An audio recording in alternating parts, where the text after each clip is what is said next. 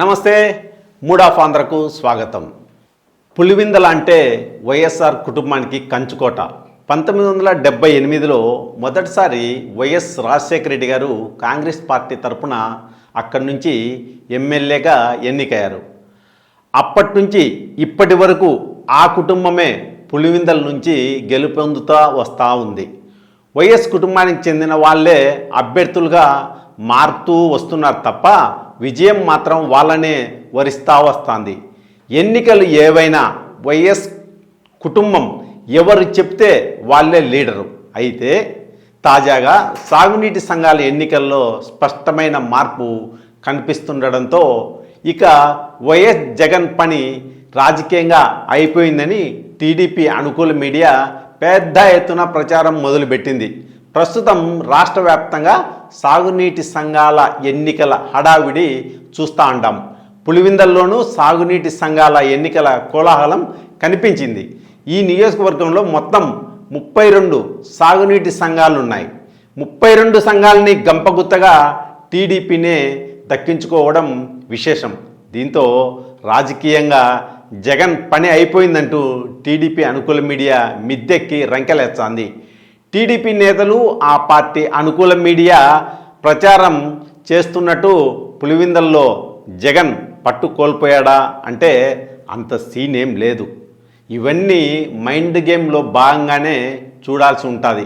సాగునీటి సంఘాలకు ప్రజాస్వామ్యంలో ఎన్నికలు జరగాల్సిన రీతిలో జరుగుతున్నాయా అని ప్రశ్నించుకుంటే లేదనే సమాధానం కూటమి నేతలే చెప్తా అంటారు.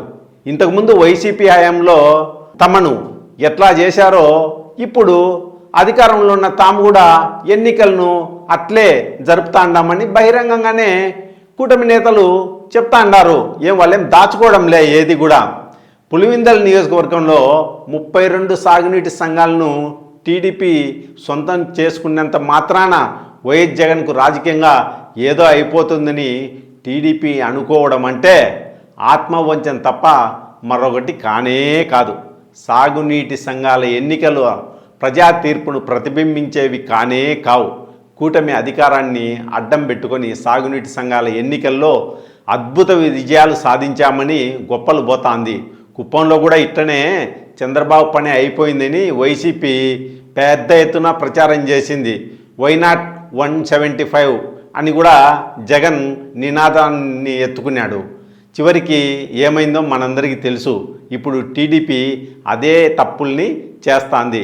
పులివిందల్లో టీడీపీ బలపడడం సంగతి పక్కన పెడితే రాష్ట్ర వ్యాప్తంగా ఇదో ఇట్లాంటి అప్రజాస్వామిక విధానాలతో చెడ్డపేరు తెచ్చుకోకుండా చూసుకోవడం కూటమిపై బాధ్యత ఉంది. ఆ పని చేస్తే సరే, లేదు వినాశకాలే విపరీత బుద్ధి అంటే మనం చేయగలిగేది ఏముంది? అప్పుడు వైసీపీ ఆ పని చేసి పోయింది. ఇప్పుడు కూటమి ప్రభుత్వం కూడా ఆ దావల్లోనే ప్రయాణం చేస్తుంది. చూద్దాం ఏమవుతుందో.